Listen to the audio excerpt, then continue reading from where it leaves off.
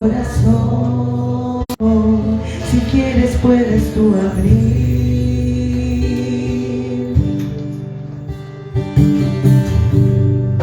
Él con ternura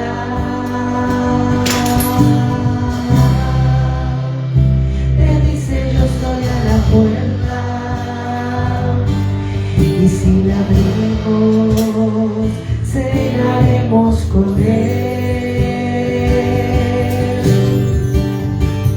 Es que no siente que está en su presencia, como el esplendor de muchas aguas turbulentas, pero al entrar en mí solo me invade el gozo, se humedecen mis ojos y comienzo a llorar.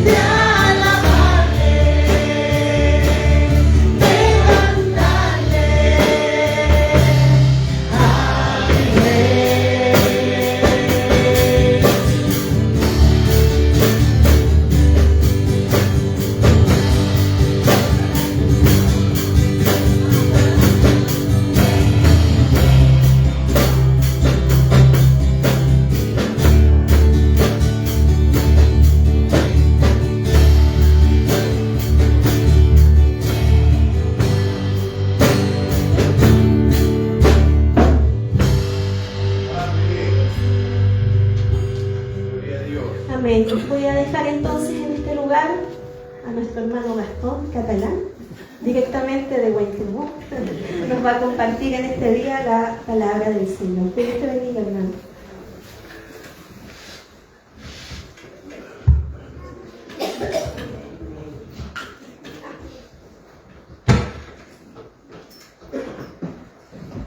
Dios les bendiga. ¿Me escuchan? ¿Sí? Dios les bendiga a cada uno de ustedes. Dios les bendiga a mi hermana, no recuerdo el nombre. A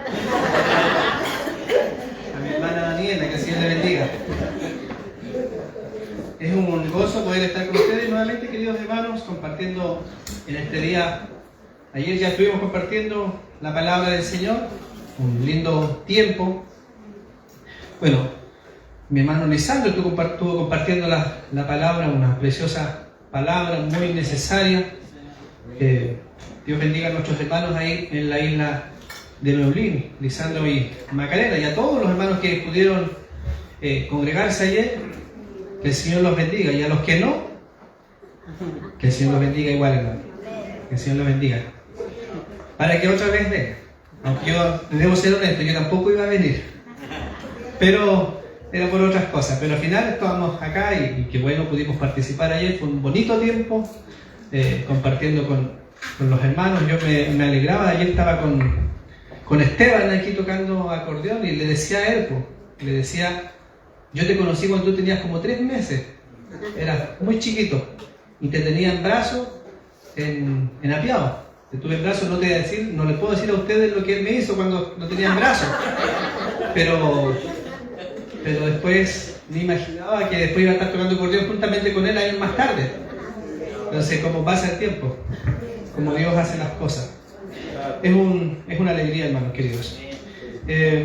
Bueno, gracias al Señor por poder estar aquí, ¿cierto?, con ustedes. Hoy día no estuve en Huaytemó.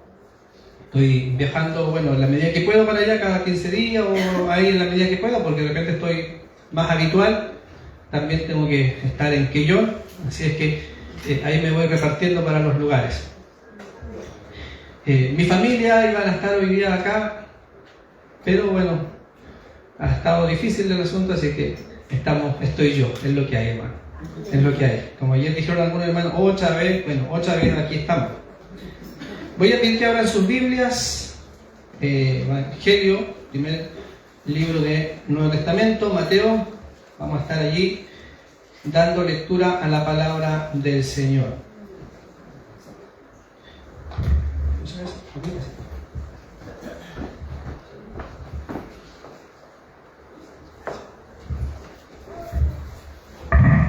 Mateo capítulo 24.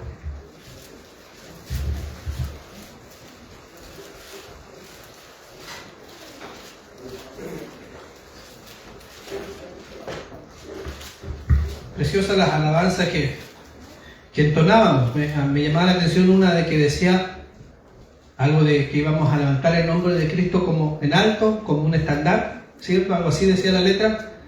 Yo decía que bueno, entonces vamos a ir todos a hacer evangelismo. Ayer día 2 por lo menos. Porque si decimos eso, tenemos que proclamar a Cristo, como cantábamos ahí.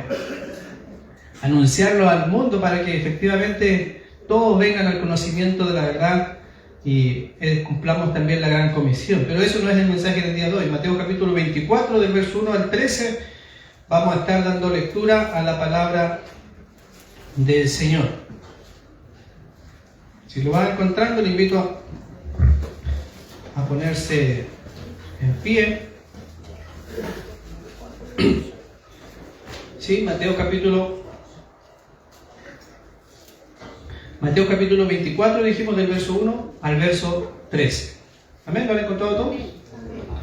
Damos lectura a la palabra del Señor. Dice así: cuando Jesús, este es Mateo, dicho sea de paso, es Mateo que nos está contando lo siguiente, ¿ya? Mateo, que alguna vez fue publicano.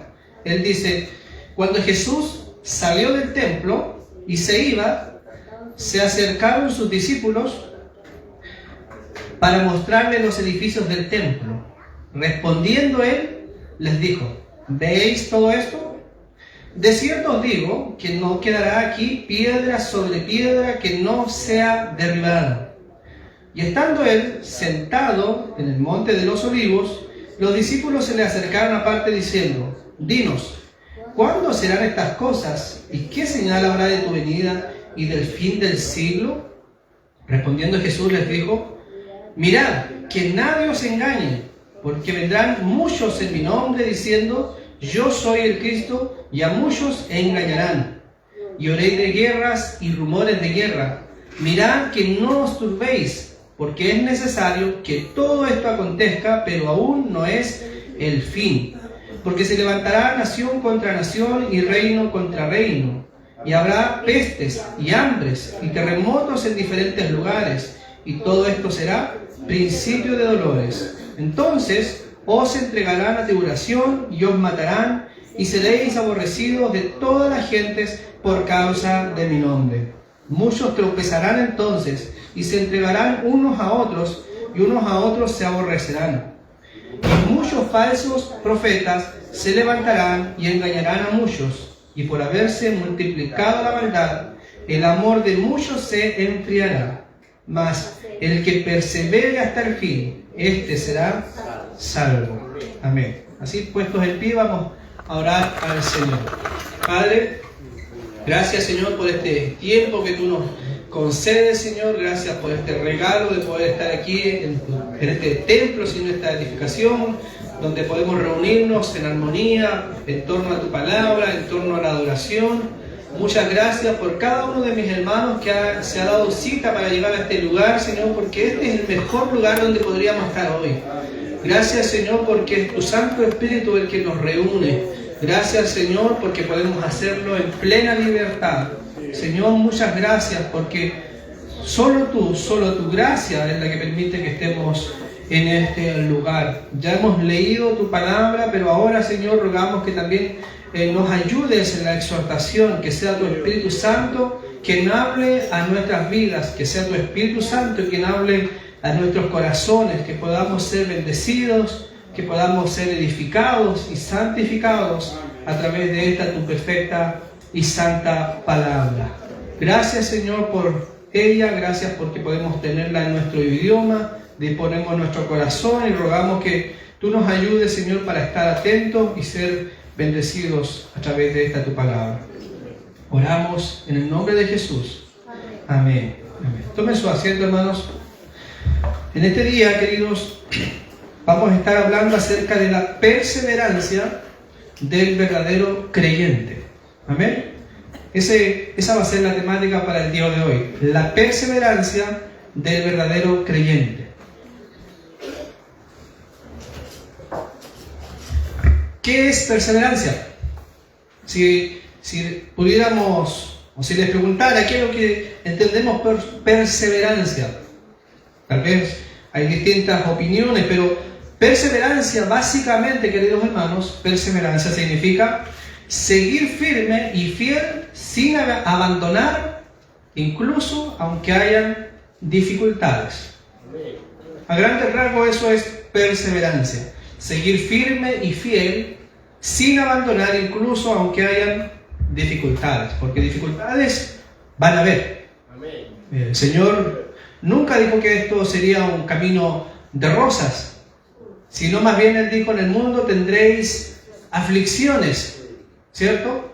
Pero no, dijo algo más: pero confiad, yo he vencido al mundo. Pero antes de eso van a haber aflicciones. En el mundo tendréis aflicciones. Y no dijo, bueno, probablemente tengan aflicciones. No, tendréis una afirmación. De seguro, si hay algo que será cierto en este mundo, es que los cristianos tendrán aflicciones. Pero en medio de esa aflicción tenemos que confiar, porque este Cristo que cantábamos, que reinará o que está reinando, este Cristo está con nosotros y Él ha vencido al mundo. Amén. Entonces vamos a estar hablando acerca de esto que es sumamente importante, la perseverancia del verdadero creyente. Si ustedes se fijaron, hermanos, Mateo, el que escribe este libro, él nos comienza entre el verso 1 al verso 3 como que nos va a introducir a una serie de palabras del Señor Jesús que suenan un poco, digamos, trágicas, por decirlo de alguna manera, un poco fuertes, cosas de grandes crisis, grandes calamidades que se van a venir. Suena un texto no muy grato probablemente. Miren lo que nos dice del verso 1 al verso 3, a mi juicio es como lo que nos introduce al texto que vamos a estar estudiando en sí hoy día. Verso 1 al verso 3, voy a releer, dice: cuando Jesús salió del templo, esto nos está contando Mateo, dijimos, dice cuando Jesús salió del templo, había un templo, hoy día de ese templo solamente quedan las ruinas, y específicamente solamente queda una pared, ¿ya? Que es el muro de los lamentos, es lo único que quedó de lo que era el templo que está aquí en Mateo 24. Ese fue el templo que había reconstruido más bien el rey Herodes, ¿ya?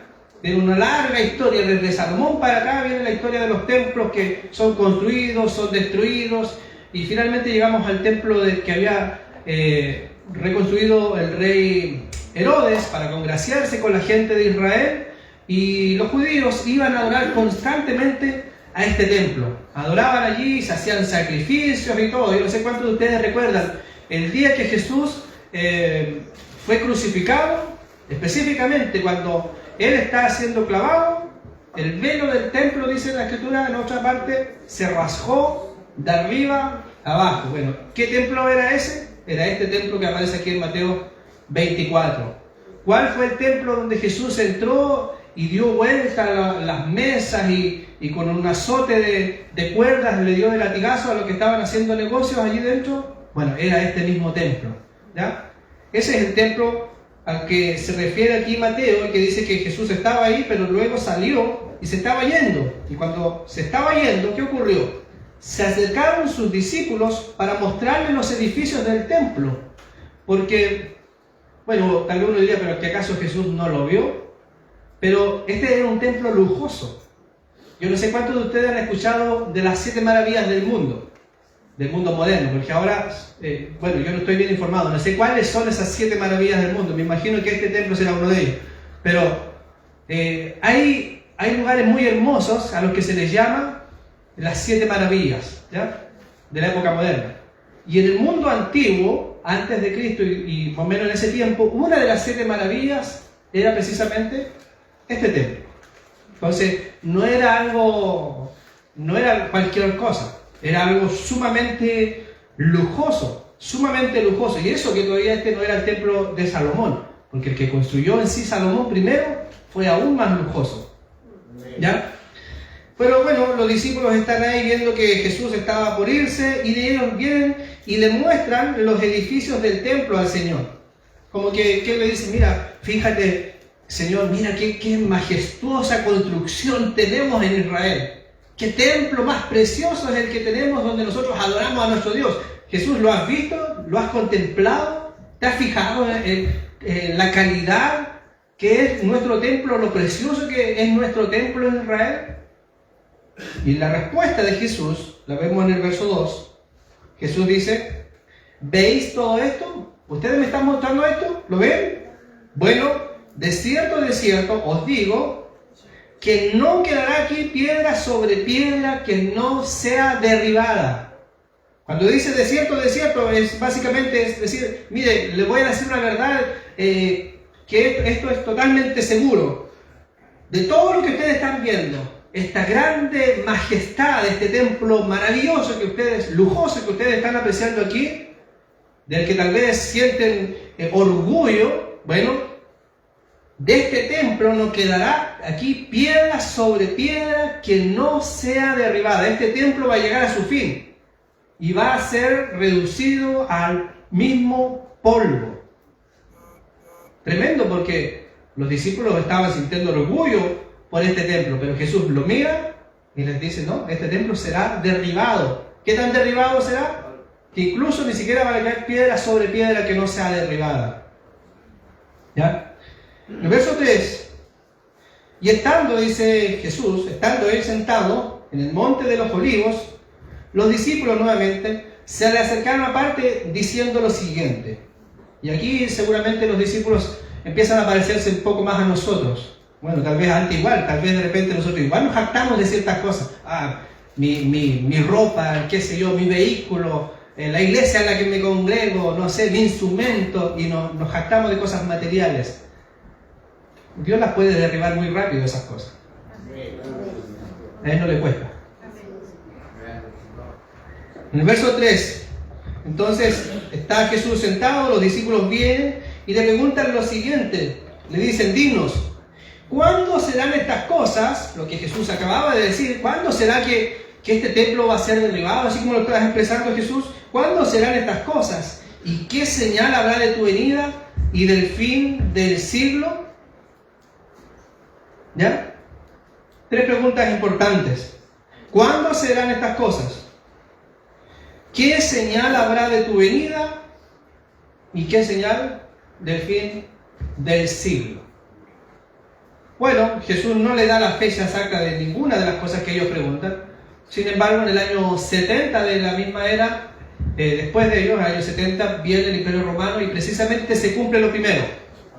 Este templo tan lujoso y majestuoso es llevado al mismo polvo y no queda piedra sobre piedra que no haya sido derribada. De hecho, la pared que hoy día vemos en Israel, según los historiadores, en realidad no formaba una parte en sí del templo, sino más bien de la parte exterior del templo. Prácticamente no era templo en sí eso, ¿ya? Entonces se cumple lo que Jesús dijo. Pero algo importante, hermanos, cuando yo antes leía estos pasajes siempre me iba al área escatológica, al área de los últimos tiempos, y sobre todo cuando uno ve en las noticias que hay, qué sé yo, rumores de guerra y un montón de cosas que vamos a ir viendo, siempre lo llevaba para ese lado. Pero en estos días, mientras hablaba con mi esposa, cuando ya mi pastor me pregunta si puedo compartir en estos días, y empecé a buscar qué texto poder compartir, y por ahí mi esposa me da algunas sugerencias. Buscando y estudiando este pasaje me di cuenta de otras cosas. Me di cuenta de que Jesús no directamente, hermanos, no responde directamente la inquietud que los discípulos estaban teniendo. Él no sigue alimentando tan directamente esos cuestionamientos que los discípulos estaban teniendo, esa incertidumbre que los discípulos estaban teniendo.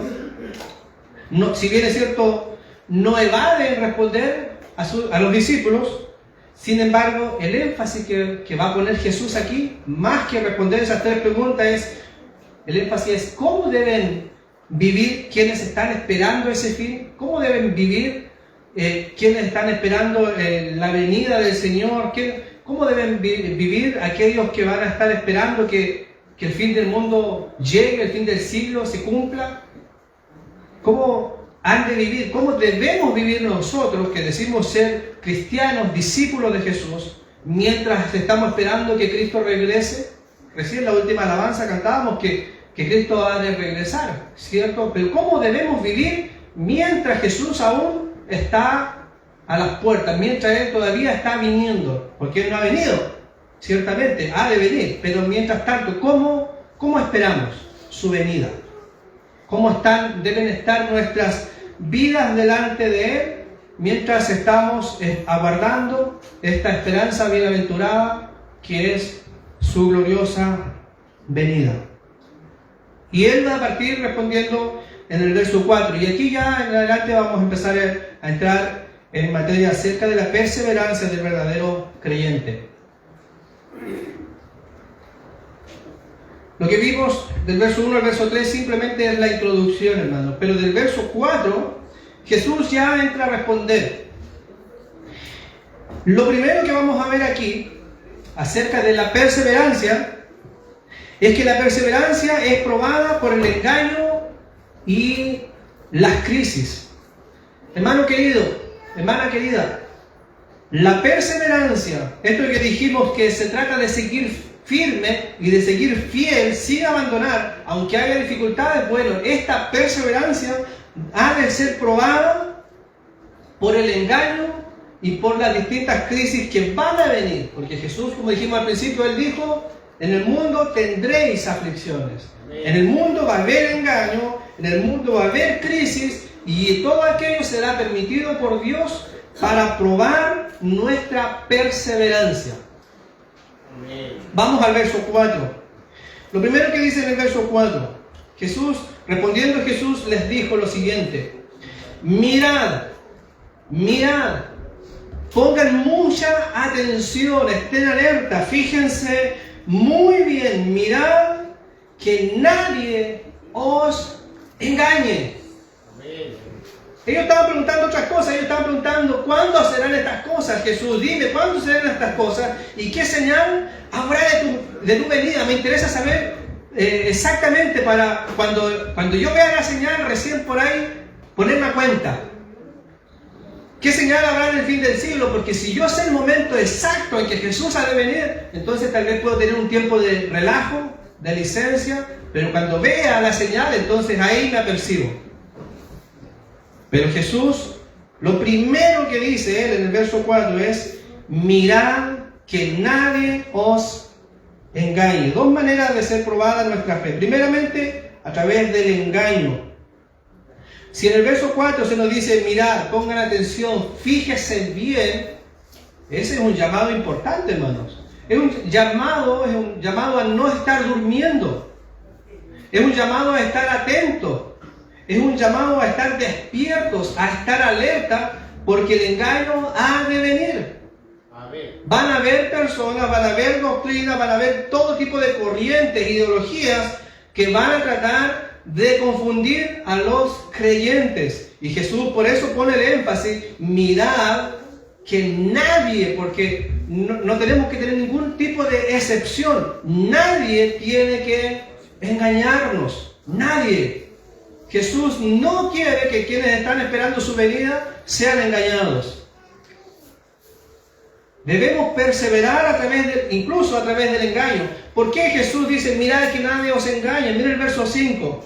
¿Por qué razón? Bueno, porque vendrán muchos en mi nombre. Van a haber muchas personas que van a venir diciendo: yo vengo de parte de Dios. Yo vengo de parte del Espíritu Santo.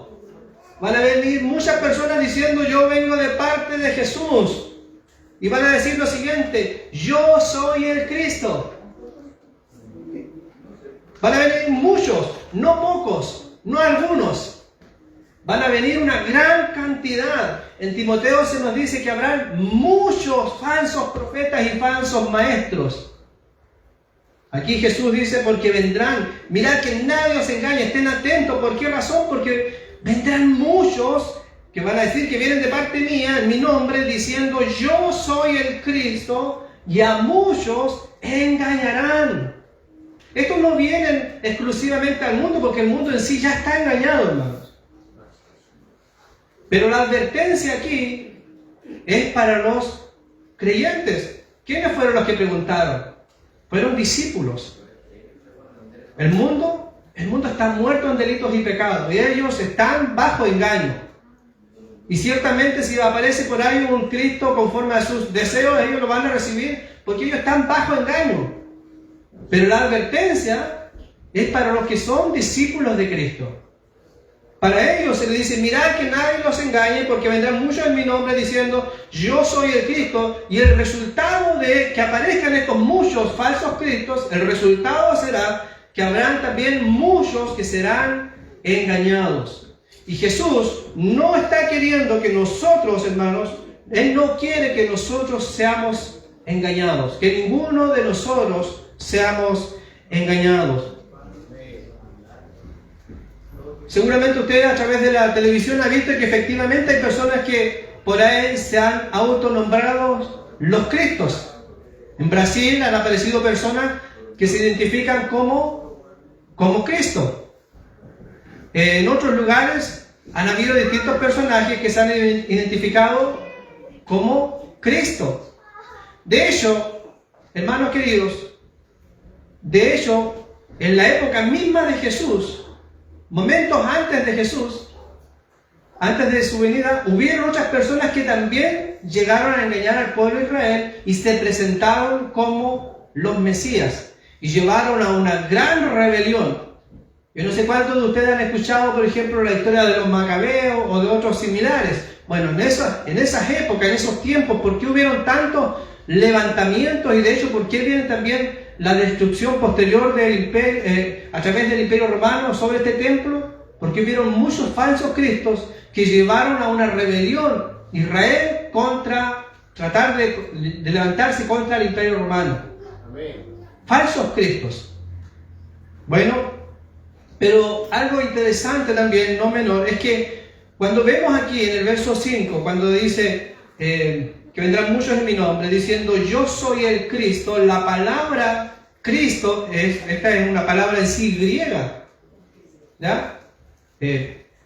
Y significa ungido, significa consagrado. Ahora, hermanos, espero que nadie acá esté siguiendo a través de la televisión a algunos por ahí que se autonombran apóstoles y profetas. Espero que nadie esté siguiendo a Cash Luna, Guillermo Maldonado o Dante Gebel. Y hermanos, probablemente usted va a decir, hermano, ¿y por qué usted da nombres? La Biblia me autoriza a dar nombres de todos aquellos que son falsos profetas. Y ellos no son. Y aquí se dice, vendrán muchos en mi nombre diciendo yo soy el Cristo. Tal vez estas personas no vienen diciendo yo soy literalmente Jesús, pero ellos se presentan diciendo yo soy el ungido. Cristo significa ungido. Yo soy el que tiene la unción. Yo soy a quien tienen que escuchar. Yo soy el apóstol ungido por Dios. Yo soy el profeta. Yo tengo la unción del Espíritu Santo. La Biblia dice que todos los cristianos tenemos la unción. Amén. Todos los cristianos. No hay cristianos sin ser ungidos por el Espíritu Santo. Todos, absolutamente todos los cristianos hemos sido ungidos. Jesús no quiere que nosotros seamos engañados, por eso dice, mirad que nadie os engañe, porque va a haber un error doctrinal, van a haber falsos cristos, va a haber un falso evangelio. Todo esto mientras la iglesia está esperando, aguardando la venida de Cristo, y por eso es necesario entonces que el cristiano, en medio de todo ese gran error que va a venir, el cristiano, ¿qué debe hacer? Debe perseverar. Porque todos estos falsos cristos son permitidos por la soberanía de Dios para probar precisamente al pueblo. Estos falsos profetas, estos falsos cristos son permitidos por Dios, hermanos, para mostrar quiénes son los verdaderos creyentes y quiénes los falsos. Los falsos serán engañados. Los verdaderos creyentes permanecerán, continuarán, perseverarán en el verdadero evangelio. A pesar de todo este engaño, a pesar de todo este gran error que se va a ir viendo. En estos 2000 años de historia, los cristianos han experimentado distintos falsos profetas, pero la iglesia ha perseverado. Por esa razón nosotros estamos aquí hoy. Y la iglesia en este tiempo debe seguir perseverando, aunque aparezcan falsos cristos, aunque aparezcan falsos evangelios, falsas doctrinas, la iglesia ha de seguir perseverando. Por eso también es importante la advertencia en el verso 4, mirad que nadie os engañe. ¿Cómo, hermanos? ¿Cuál sería la mejor forma de no ser engañados? Es precisamente pasando mucho tiempo en la palabra de Dios, estudiando la palabra de Dios, viviendo la palabra de Dios. Y cuando venga el falso evangelio, nosotros vamos a saber distinguir si nos quieren engañar o no. Pero si nosotros no pasamos tiempo en la palabra, si nosotros no estudiamos la Escritura, no pasamos tiempo en comunión con el Señor, cuando se nos presente un falso Cristo, ciertamente lo vamos a seguir. Vamos al verso 6. La segunda prueba acerca de la perseverancia. La segunda prueba que va a poner en prueba, digamos, la perseverancia son las crisis. Miren lo que dice el verso 6 y también el 7 y 8. El verso 6 dice lo siguiente: y oiréis de guerras. ¿Cuánto hemos escuchado de guerras, hermanos? yo creo que todos los días estamos escuchando distintas guerras. Y es más, han habido varias guerras, particularmente han habido 2 guerras a nivel mundial. Pero el texto no queda ahí. Oiréis de guerras y de rumores de guerra. Ahora, fíjese lo que dice, porque el énfasis no está en las guerras, ni en los rumores de guerra, sino que el énfasis está en lo siguiente: mirad que no os turbéis. Una persona turbada es alguien que no está pensando bien. Es alguien que no está razonando bien. Algo pasó que le está nublando la vista. Mirad que no os turbéis. ¿Por qué razón no tienen que turbarse? No tienen que atemorizarse. ¿Por qué razón? Porque es necesario que todo esto acontezca. Es necesario que vengan los falsos cristos. Es necesario que vengan las guerras, es necesario que vengan los rumores de guerra, pero queridos, no se turben. No se turben, van a empezar a aparecer incluso algunos individuos supuestamente cristianos, amarillistas, que cualquier cosa que ocurre en el mundo van a empezar a decir: Cristo viene, Cristo viene, Cristo viene, y empiezan a crear toda una paranoia y empiezan incluso a alejar realmente al hombre, a la mujer, de la verdadera comunión, porque les crean un terror. Pero aquí Jesús dice: mirad, que no os turbéis, no se turben. ¿Por qué razón? Porque esto es necesario. Esto debe ser así. Esto, queridos, esto no es un accidente. A Jesús no se le escapó de las manos esto. Esto no es un accidente. Esto está siendo permitido por la soberanía de Dios. Esto es necesario. Es necesario que todo esto acontezca, pero aún no es el fin. Yo he visto a través de las redes por ahí, hay un evangelista, todos los días está con que alerta, alerta, alerta, Cristo viene, Cristo viene. Hermanos, yo sé que Cristo viene. Anhelamos su venida como cantábamos recién. Pero hermanos, la mejor manera de esperar a Cristo es viviendo una vida íntegra, una vida de santidad. Es la mejor manera. Tengamos cuidado de que no nos turbemos. Es necesario que todo esto acontezca, pero aún no es el fin. Hermanos, cuando los hermanos allá, en las épocas, 1700, 1900, guerras mundiales, y ellos vieron toda esta gran calamidad que había en el mundo, probablemente, hermanos, ellos tenían muchas más razones para pensar que nosotros. Ahora es el momento. Ahora es el tiempo. Definitivamente ahora sí que Jesús regresa y nos vamos. Pero ¿cuánto tiempo ha pasado? Y Jesús no ha venido. ¿Falló Jesús? No. Porque Él dijo claramente: pero aún no es el fin. Estas cosas van a venir. Pero aún no es el fin y van a seguir viniendo. El día lo sabe solamente el Señor, está reservado solamente para Él. Pero para ustedes, no se turben porque aún no es el fin. Estamos viendo la noticia, no, que hay bombardeos aquí, allá, Estados Unidos, Irán. Hermanos, no, aún no es el fin. No se turben. Verso 7. Porque se levantarán nación contra nación y reino contra reino, y habrá pestes y hambres. ¿Hemos visto aquello? Amén, lo hemos visto. Terremotos. No hace nada pasó un gran terremoto aquí cerca, Venezuela. Debemos seguir orando por nuestros hermanos allá. Terremotos en diferentes lugares. Pero ¿qué dice el verso 8? Y todo esto será principios de dolor. Esto recién, hermanos, esto recién está comenzando. Esto recién está comenzando. Esto es solamente el principio.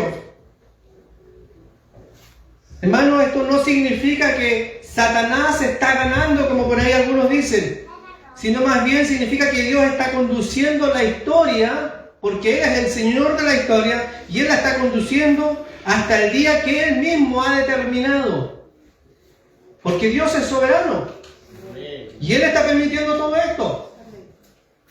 No hay nada en el mundo que suceda sin que Dios lo autorice. Todo lo que ocurre, absolutamente todo, es permitido por Dios. Estos dolores, hermanos, no anuncian el fracaso del plan de Dios, porque Dios no fracasa, sino que más bien anuncian que el plan de Dios va avanzando justamente como Él lo ha determinado. Precisamente como Él lo había planificado, todo está perfecto, perfectamente. Pasamos, hermanos, en medio de todos estos errores, en medio de todos estos falsos cristos, en medio de todas estas crisis que se vienen, hermanos, cuando hemos sido enfrentados a las guerras, cuando hemos sido enfrentados a los terremotos, aquí en Chile hace tiempo que no hemos enfrentado guerra y Dios nos libre de aquello, pero hemos enfrentado crisis naturales, hemos enfrentado las pestes. Hermano, ¿y qué debemos hacer cuando estemos enfrentando eso? ¿Acaso vamos a ceder y vamos a decir, bueno, Señor, yo hasta aquí llego? ¿Qué vamos a hacer si viene un gran terremoto y por ahí destruye todo lo que tenemos? Como a Job. ¿Qué vamos a hacer? Bueno, ¿qué dice la Biblia? No se turben. Hemos de seguir perseverando. Hermanos, hemos de seguir perseverando. Aún en medio de todas estas adversidades. Usted piensa que tal vez nuestros hermanos que están sufriendo en los otros países, nosotros que estamos súper tranquilos, pero en otros países precisamente nuestros hermanos están sufriendo estas calamidades. Hay muchos hermanos que ahora, mientras nosotros estamos reunidos en este lugar, hay hermanos que están bajo bombardeos. ¿Y cree que ellos están abandonando la fe? No, hermanos. Los verdaderos creyentes en esos lugares siguen perseverando. Hay hermanos que están sufriendo por pestes, por hambres. ¿Y qué han de ser? ¿Y qué hemos de ser si a nosotros nos toca? Hermanos, debemos seguir perseverando. Porque nuestra fe no está cimentada en esas cosas. Nuestra fe debe estar cimentada en Cristo. Si han de venir guerras, rumores de guerras, si nuestra nación se levanta contra otra, si hay terremotos, si hay hambre, si hay peste, hermanos, Jesús lo había prometido, eso va a venir, pero nosotros tenemos una roca más firme, más sólida, un refugio más fuerte, y es Cristo, y debemos permanecer en Él. No importa nada más, hermano. Debemos permanecer igual. Vamos al verso 9, del verso 9 al verso 12.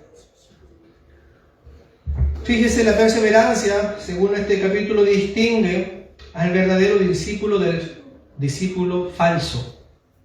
Nos muestra, lo pone en evidencia quién es verdadero discípulo y quién es falso discípulo. Verso 9 al verso 12 dice lo siguiente: entonces os entregarán a tribulación y os matarán y seréis aborrecidos de todas las gentes por causa de mi nombre. Hermanos, algo importante aquí. El verdadero cristianismo es contracorriente. Y por ello, como el verdadero cristianismo es contracorriente, por ello entonces el verso 9 ha de cumplirse. Dice aquí, os entregarán a tribulación. Hermanos, ¿por qué a los cristianos serán entregados a tribulación? ¿Por qué a los cristianos se les matará y serán aborrecidos de todas las personas, de todas las gentes? Por causa de mi nombre, dice él.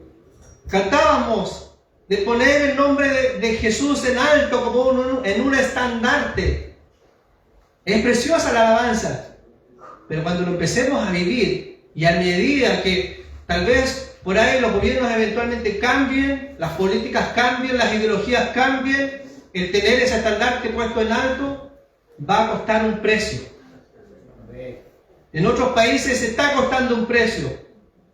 Corea del Norte, los hermanos por levantar ese estandarte en alto y decir Jesús es el único camino, hay hermanos que están siendo esclavizados. En China hay hermanos que están siendo perseguidos. En Nigeria, en India. Anoche con mis hijos estudiábamos en casa y luego leíamos un motivo de oración por las hermanas en un lugar llamado Mali. Nuestras hermanas están siendo perseguidas y están siendo secuestradas. Secuestran a las mujeres por ser cristianas, hermanos.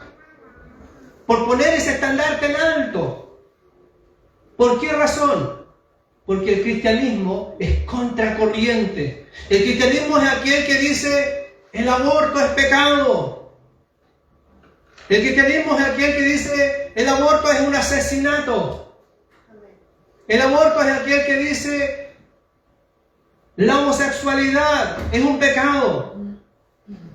Todos dicen, no, es amor. Todos dicen, no, es el derecho de la mujer. No, el cristianismo dice, eso es pecado. El cristianismo se levanta y defiende los principios bíblicos. Y eso le va a llevar un precio. El verso 9 claramente lo dice, os entregarán a tribulación y os matarán y seréis aborrecidos de todas las gentes por causa de mi nombre. Los tildarán de fanáticos, los tildarán de locos.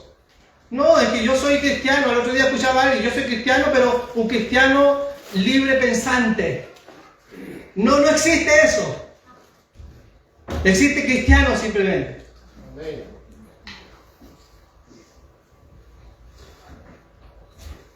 En China, yo no sé si ustedes saben un poco acerca de China. Hace muchos años fue un gran, bueno, no existen los grandes, nuestro orgullo, hermano, nos hace hablar de grandes, pero la verdad es que no somos grandes, somos pequeños. Hace años atrás hubo un misionero pequeño, Hudson Taylor. Fue un pionero en la obra misionera en China. Y se levantaron muchas iglesias, mucho cristianismo. Pero al mismo tiempo también se empezaron a levantar gobiernos contrarios a Dios. Hoy día se dice que uno de los lugares con mayor cantidad de cristianismo es China. Pero hay dos tipos de iglesias.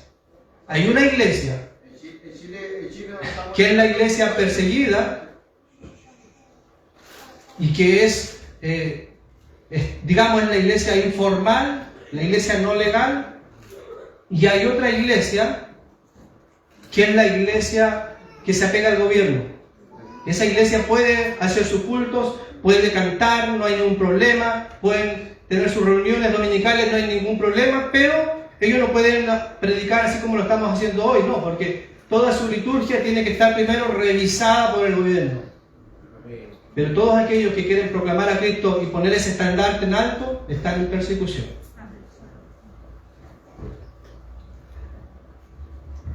¿Qué más nos dice verso 10?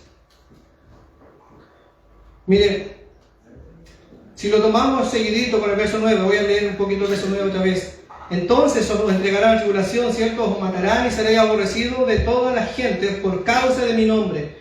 Producto de esto mismo, dice el verso 10, muchos tropezarán entonces y se entregarán unos a otros y unos a otros se aborrecerán. ¿Qué significa que muchos tropiecen?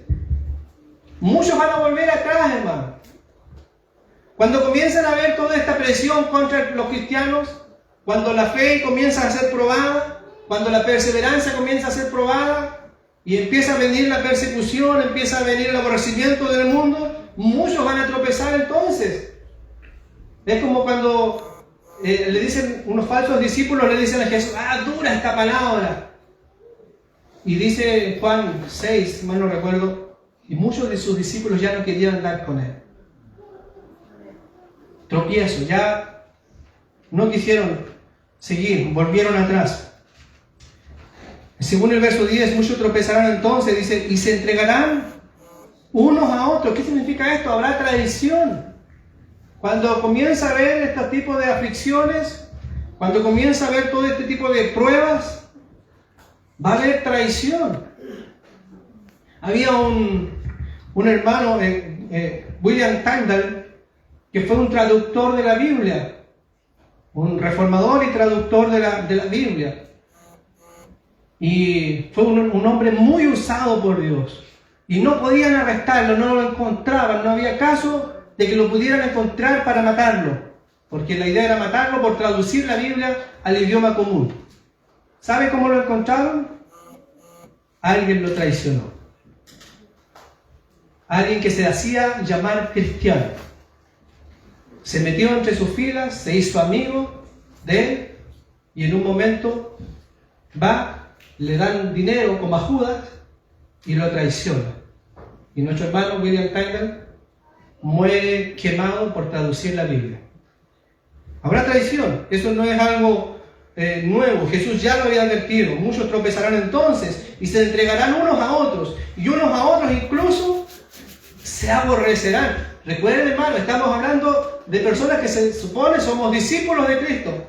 Yo antes tal vez no hubiese entendido este pasaje, pero ahora, mientras más voy abrazando la palabra de Dios, y particularmente en mi caso, mientras más voy abrazando ciertas doctrinas bíblicas, estoy descubriendo que supuestamente algunos cristianos, se supone, de mi misma fila, me odian por abrazar ciertas doctrinas bíblicas, por decir que la salvación es segura.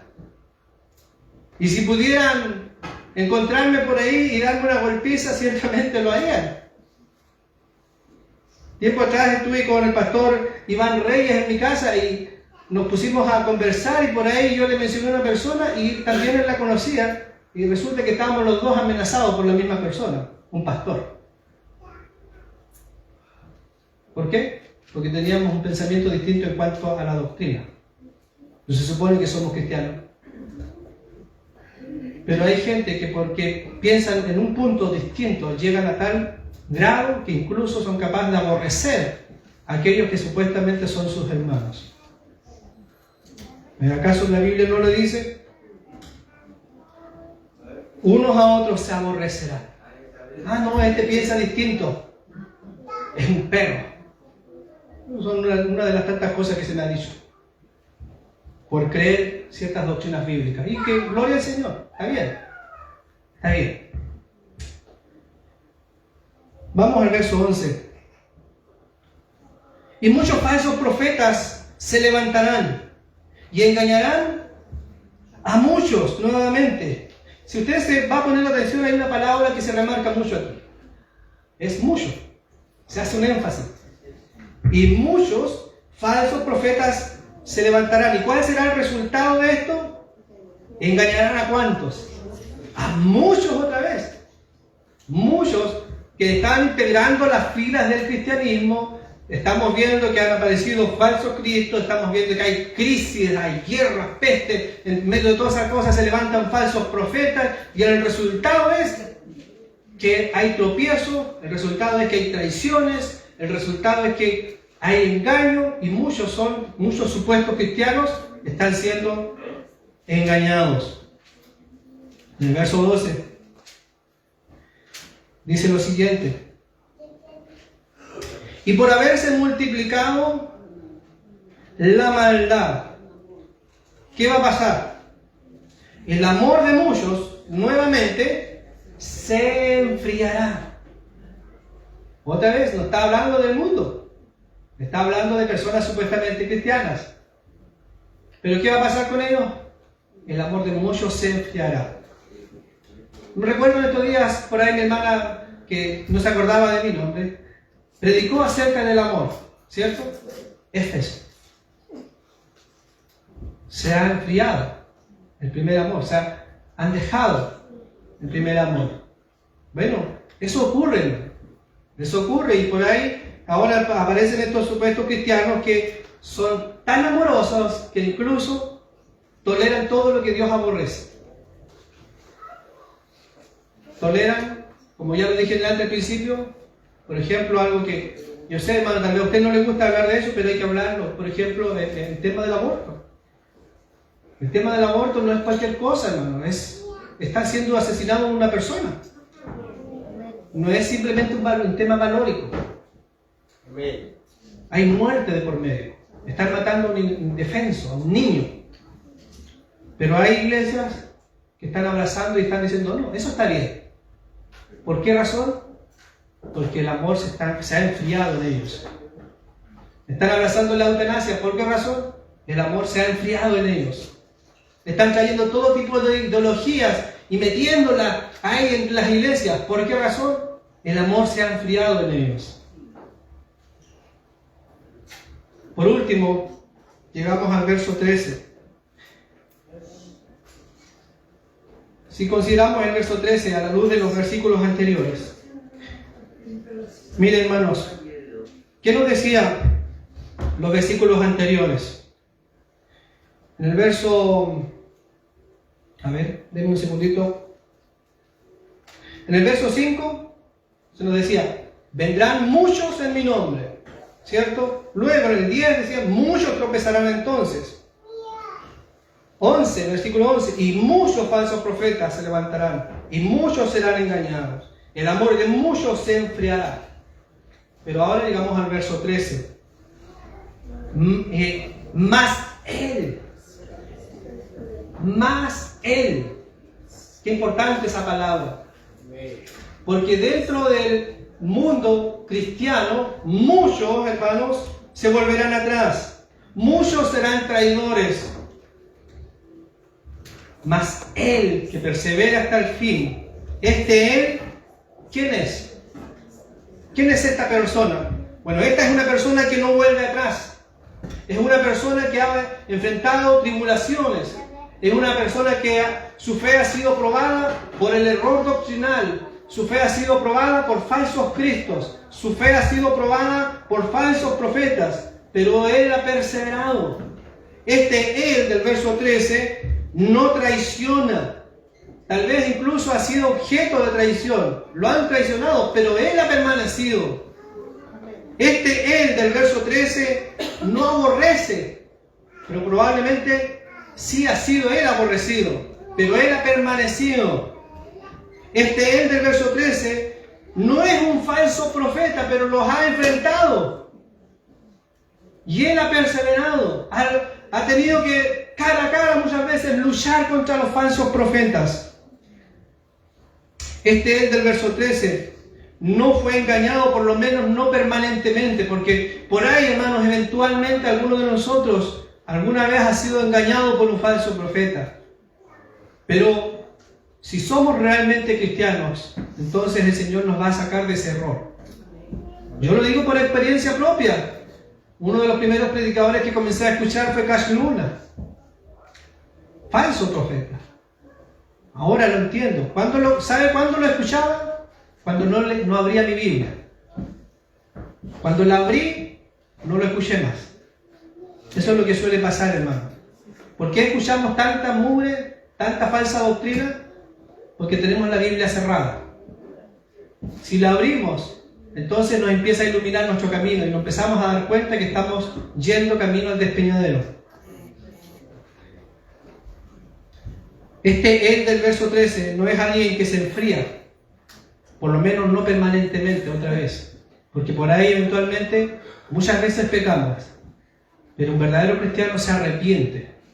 No vive una vida práctica de pecado, no, se arrepiente. Se arrepiente. Mira lo que dice el verso 13. Mas el que persevera hasta el fin, será salvo. ¡Qué maravilloso! El que persevera hasta el fin será salvo. Ahora, hermanos, esto no significa en ningún sentido que la perseverancia con la perseverancia ganamos la salvación. No significa eso, porque la salvación no es por obras. La salvación es por gracia, es un regalo de Dios que no merecíamos. Si hay algo que merecíamos, con nuestros méritos, el mismo infierno. Eso merecíamos. Eso es lo que ganamos nosotros. Así que nadie piense que se gana la salvación. No, la perseverancia no es para ganar la salvación, sino más bien la perseverancia es evidencia de nuestra salvación. Si de verdad hemos creído en Jesús, si de verdad somos verdaderos creyentes, verdaderos cristianos, entonces la evidencia aquí es que perseveramos. Y perseveramos hasta el fin. No basta simplemente con iniciar bien, hermanos, la carrera, sino algo muy importante es cómo terminamos esta carrera. Porque por ahí estamos iniciando todo súper bien. Pero ¿cómo acabamos la carrera? Eso es lo importante. ¿Cómo vamos a acabar? Vamos finalizando, hermanos queridos. Examinemos nuestra fe. ¿Nuestra fe está fundada en Cristo o está fundada en ciertas circunstancias que han sido favorables para nosotros? Por ahí alguien dice, bueno, yo vine al Evangelio porque Dios me salvó de tal enfermedad. Y si por ahí en unos 2, 3 años más Dios permite que te vuelvas a enfermar de eso, hermano, ¿acaso vas a abandonar a Jesús? Y si te mueres de esa enfermedad, ¿acaso lo vas a dejar? No, hermano, nuestra fe no puede estar fundada sobre aquellas cosas. Nuestra fe debe estar fundada en Cristo. Y si por ahí nos vuelven las enfermedades de las cuales habíamos sido sanados, bueno, que nos vuelva, hermano. Si esta vida tenemos que irnos, no somos eternos, aquí tenemos que irnos. Pero cuando nos vayamos, vamos a estar en la presencia misma del Señor. ¿No es eso acaso maravilloso? Estamos a un paso de la eternidad, hermanos. Hermano, yo sé, hay cosas lindas en este mundo. Hay cosas lindas, nuestros esposos, esposas, nuestros hijos. Yo amo a mi familia, amo a mi esposa, amo a mis hijos. Pero queridos hermanos, esta vida es tan corta y la eternidad es tan larga. No pongamos nuestra fe en cosas que van a perecer. La fe verdadera demuestra cuando se demuestra cuando seguir a Cristo tiene un costo. Porque seguir a Jesús, cuando todas las cosas van bien, eso, hermano, es fácil. Pero y seguir a Jesús cuando las cosas comienzan a ponerse oscuras, cuando comienzan a venir las dificultades,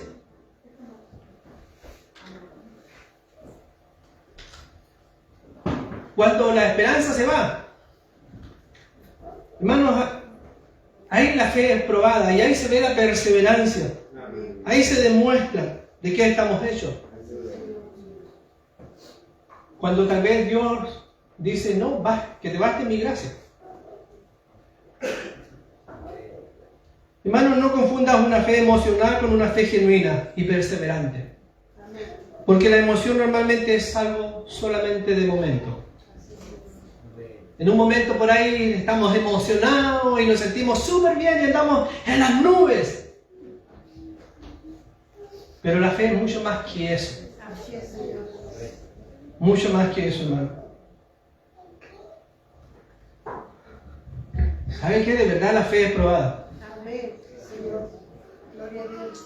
Yo me pongo a pensar en la iglesia de Esmirna, cuando la iglesia esa en Apocalipsis está siendo tan perseguida, tan atribulada, y el Señor no le promete que nos va a librar. Todo lo contrario. Se fiel hasta la muerte porque van a morir. Y aquí Satanás, incluso algunos los va a echar a la cárcel. Se necesita ser cristiano para continuar. Un verdadero creyente, un verdadero discípulo. Porque tal vez nosotros quisiéramos, Señor, sáname, Señor, líbrame, Señor, estoy pasando esta calamidad, por favor, socórreme. Y quisiéramos que el Señor nos diga, sí, hijo, yo te saco al tiro, pero tal vez el Señor nos va a decir, no. Una oración más correcta sería como Jesús en la cruz. Que se haga tu voluntad y no la mía. La pregunta, hermanos queridos, no es ¿levantaste la mano por Cristo? ¿Cuántos levantaron su mano por Cristo? ¿Has escuchado? No, eso no es la pregunta correcta. La pregunta correcta es ¿sigues caminando con Cristo ahora? ¿Seguirás caminando con Cristo cuando todas las cosas estén mal? ¿Seguirás caminando con Cristo cuando no haya una buena respuesta, cuando te echen del trabajo, hermano? ¿Seguirás caminando con Él? ¿Seguirás caminando con Cristo cuando te enfermes de una enfermedad grave y tal vez te digan, ya no hay más remedio? ¿Seguirás caminando con Cristo? Cuando alguno de tus familiares parta, ¿seguirás caminando con Él? Cuando enfrentemos distintas situaciones, cuando lo perdamos todo, ¿seguiremos caminando con Cristo? Hermano, no abandones a Cristo cuando sea difícil seguirle. No abandonemos a Cristo. continuemos ahí, aferrados a Él. Aferrados a Él. ¿Sabe por qué? Porque las dificultades, hermanos, que enfrentamos, las dificultades no significan que Dios nos haya abandonado. Porque Él en Mateo 28, Él dijo, yo estoy con ustedes hasta el fin. ¿Saben? Un pasaje que me encanta mucho acerca de esto es cuando está Esteban y estaba predicando. Y él comienza a predicar, pero su predicación no cae bien porque él era un cristiano contracorriente, era un verdadero cristiano. A tal punto fue la intolerancia que los religiosos, aquellos que también supuestamente eran seguidores de Dios, toman piedras, agarran esas piedras y a piedradas lo matan a Esteban. Pero ¿sabe lo que me gusta de ese pasaje? Que cuando él está por morir, él levanta su mirada al cielo y ve en el cielo abierto, y ve un trono, y ve a Cristo, ve a Jesús. ¿Saben lo que significa eso? La promesa de Cristo está siendo cumplida allí. Yo estoy con vosotros todos los días, hasta el fin del mundo. Esteban estaba muriendo, lo último que en esta tierra él vio fue a Cristo cumpliendo su promesa. Hermanos, hemos de perseverar hasta el fin. Eso no significa ganamos nuestra salvación, significa que realmente somos cristianos. Los verdaderos cristianos son los únicos que perseveran hasta el fin. Dios no nos ha abandonado, Dios está usando todas esas circunstancias para fortalecer nuestra fe. Dios está permitiendo que vengan las pruebas, Dios está permitiendo que vengan las enfermedades, que vengan las dificultades, que vengan las calamidades, Dios permite las guerras, Dios permite las hambres, Dios permite las enfermedades, las pestes, los falsos profetas. Todo eso Dios lo permite porque Él quiere simplemente mostrar nuestra fe. Está probando nuestra fe, pero nos quiere fortalecer. A través de todo aquello, Él nos está fortaleciendo. Así que, hermano, querido, póngase de pie, perseveremos hasta el fin. Hermano, persevera hasta el fin. No importa lo que tengan que enfrentar en este mundo, pero persevera hasta el fin. Oramos al Señor. Padre, muchas gracias, Señor amado. Gracias porque Tú estás con nosotros, Señor. Como dijo tu Hijo Ebenezer, hasta aquí nos ha ayudado Jehová. Tú estás con nosotros, Señor. Siempre has estado con nosotros. En todo momento, en todas circunstancias. Muchas veces por nuestra poca fe, por nuestra poca madurez, nosotros no te hemos visto. Tal vez hemos dudado incluso de tu presencia allí. Pero tú siempre has estado con nosotros. Siempre has estado fortaleciéndonos. Si podemos estar en pie aquí, simplemente ha sido porque tú lo has querido así. Tu gracia es la que nos ha levantado. Tu poder es el que nos ha sostenido.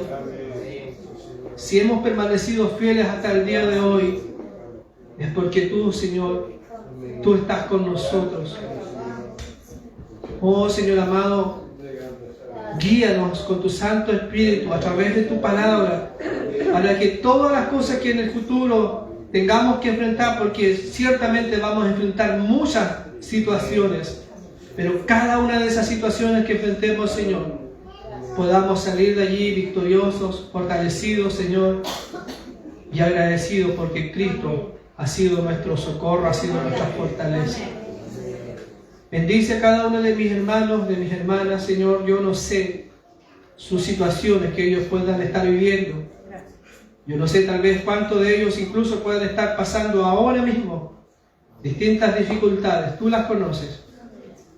Y como tú las conoces, Señor, yo te ruego que tú puedas fortalecerle. Que ellos puedan ver tu preciosa gloria en medio de todas esas circunstancias que le ha tocado vivir. Que puedan ver tu gran soberanía y tu cuidado, Señor. Nada escapa de tus manos. Todo está perfectamente ordenado según tu plan. Y nos sentimos muy seguros, Señor, porque estamos contigo. Gracias, Señor. Muchas gracias. Oramos en el nombre de Jesús. Amén.